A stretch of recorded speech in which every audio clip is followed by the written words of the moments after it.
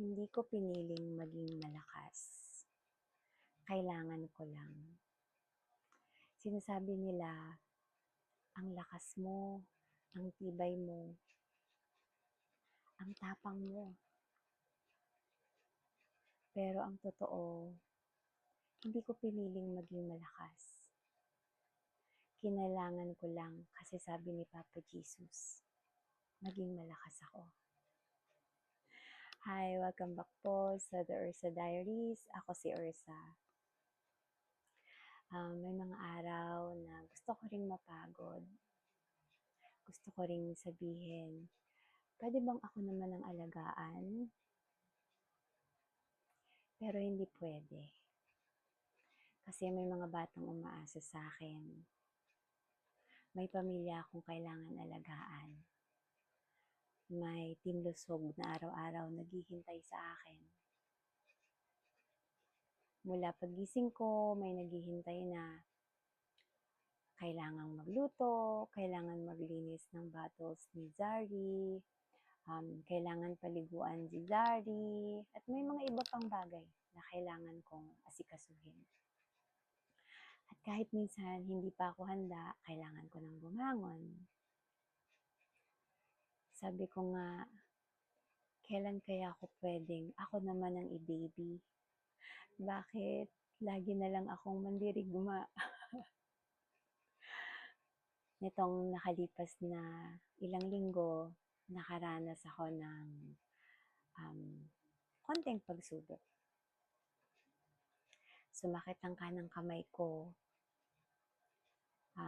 Sa check-up, sabi ay tenosynovitis. Sana nabigkas ko siya ng tama.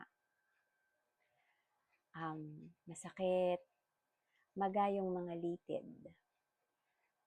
Hindi kaya ng gamot, kaya kailangan ipotherapy. Kailangan ng 8 sessions therapy para i-check ulit kung nag-improve siya. At pag nag-improve siya, hindi na siya kailangan operahan. And of course, ayoko pong dumating sa operation. Gaya nga ng usapan natin, maraming umaasa sa akin.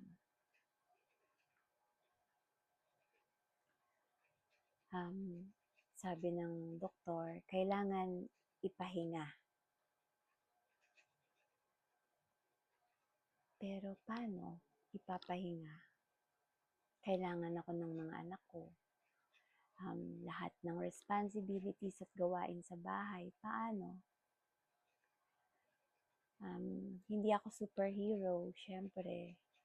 Napapagod din ako, nasasaktan din, pero bawat umaga, pinipili kong maging malakas pagbangon dahil may mga taong umaasa sa akin.